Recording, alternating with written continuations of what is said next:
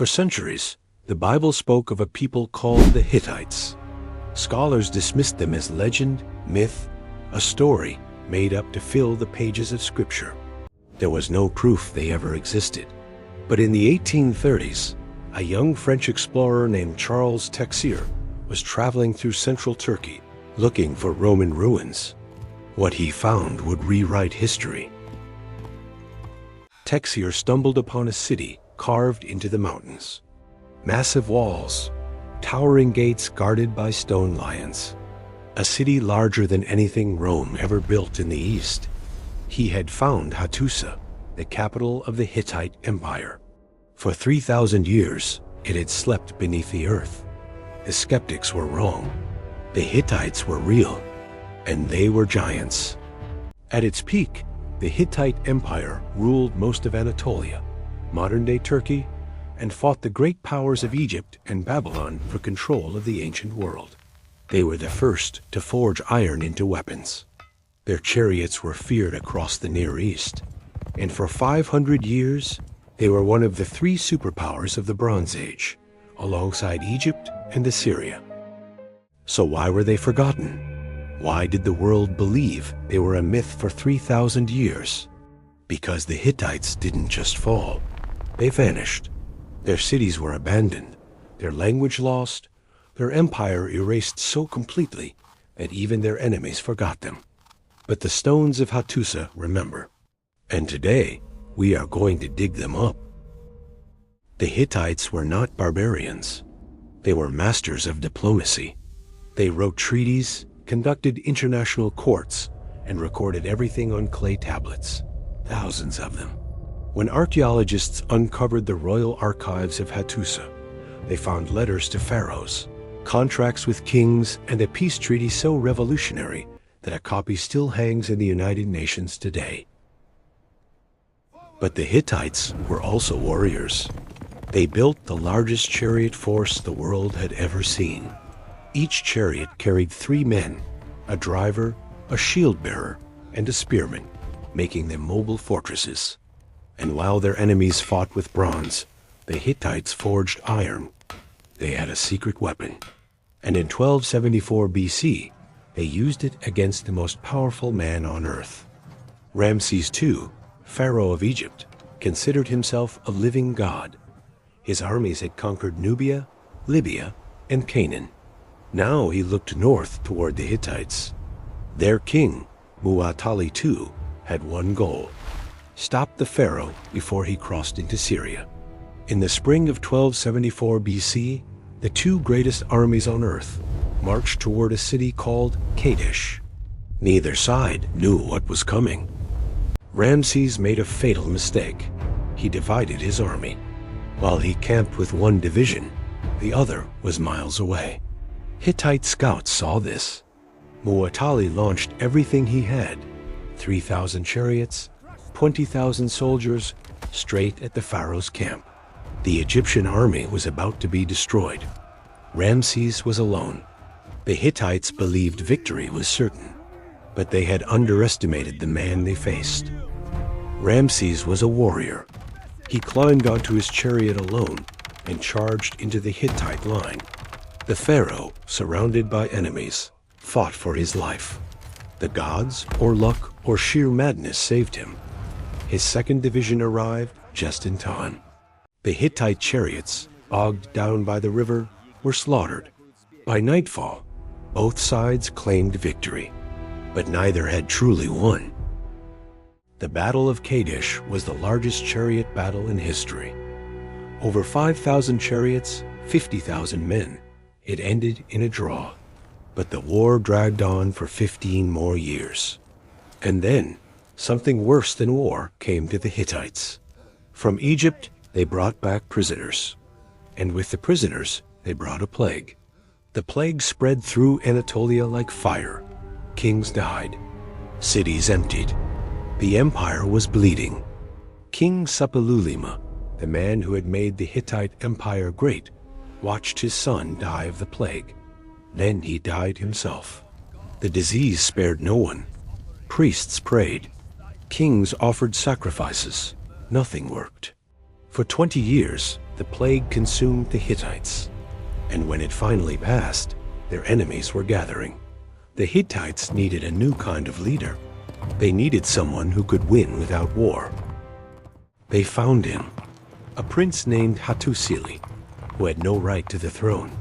He was a soldier, a governor, a survivor, and his wife was a woman who would become one of the most powerful queens in history. Her name was Puduhepa. Together, they would drag the Hittite Empire back from the brink, and they would make peace with the pharaoh, not with swords, but with words. Puduhepa was not born a queen. She was the daughter of a priest.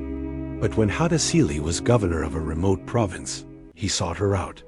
She was known for her wisdom, her visions, her ability to speak with the gods. He made her his wife. When he seized the throne, she became his partner in power. Not a consort, not a figurehead, but a ruler equal to the king. The Hittite court had never seen anything like her. She signed official documents. Her seal appears beside the king's on treaties. She corresponded directly with the pharaoh's wife, Ramses' favorite queen, Nefertari.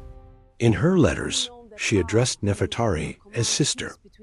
Two women running empires in an age when men wrote all the rules. And together, they made peace. In 1259 BC, the Hittites and Egyptians signed the Treaty of Kadesh, the first written peace treaty in history. It ended 60 years of war. Neither side demanded tribute. Neither side claimed victory. They agreed to protect each other from invaders, to return refugees, to trust each other. A copy of this treaty now hangs in the United Nations, a reminder that peace is possible, even between enemies. Puduhepa didn't stop at peace. She reformed the Hittite religion. She built new temples. She gathered priests from across the empire and created a unified way to worship the gods. Her name appears in more texts than any Hittite king except her husband. When he died, she ruled as regent for their son. She was, in every way, the true power behind the throne, and sometimes in front of it. Her son, Tudalia IV, built the most mysterious monument of the Hittite world, Zasilikaya, a sanctuary carved into the rock, hidden in a mountain pass. Here, gods march in procession, kings bow before deities, and the queen stands among them. Puduhepa's face is carved into the stone, looking at the gods as an equal. She would not be forgotten. But soon, even she could not save her empire. In the decades after Puduhepa, the Hittite Empire began to crack. Kings fought rebellions, the climate changed, crops failed, and from the sea, a new enemy appeared, the Sea Peoples. No one knows who they were. They came with ships and swords, burning cities, destroying empires.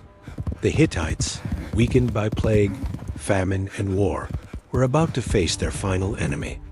The Sea Peoples swept through the Mediterranean like a plague. They destroyed the Mycenaean Greeks. They ravaged the coasts of Syria and Canaan. They even attacked Egypt, where Ramses III barely stopped them. And they came for the Hittites. We don't know where they came from. We don't know who they were. But we know what they left behind. Ashes. Around 1180 BC, the city of Hattusa was put to the torch. Its walls, which had stood for centuries, were broken. Its temples, where kings had prayed, were burned. Its archives, where thousands of clay tablets recorded the history of an empire, were scattered in the ashes. The capital of the Hittite Empire was dead. The empire died with it. Within a generation, the Hittites vanished from history. Why did they fall? The invaders were part of it. But there was more. Clay tablets found in the ruins tell a story of desperation. The enemy has surrounded us. Send grain. It is a matter of life and death. The climate had changed. Droughts dried up the fields. Famine emptied the cities. When the Sea Peoples came, there was no one left to fight. The Hittites starved before they burned. For 3,000 years, the Hittites were forgotten.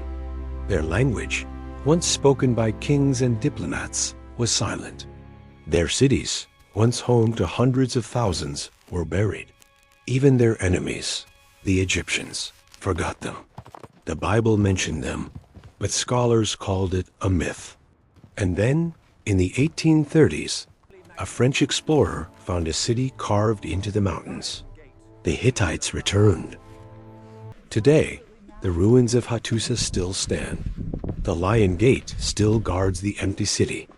The rock sanctuary of Yasalikaya still watches over the mountains. And the name of Puduhepa, the queen who ruled an empire, is still carved in stone. She waited 3,000 years to be remembered. Now, we tell her story. The Hittites are no longer a myth. They are real, and they have something to teach us. Someone stands before the Lion Gate of Hattusa. The wind sweeps through the ruins, carrying the echoes of a forgotten empire. In front of him, the stone lions watch, silent for 3,000 years. He looks at them, and for a moment, the centuries disappear. Empires rise.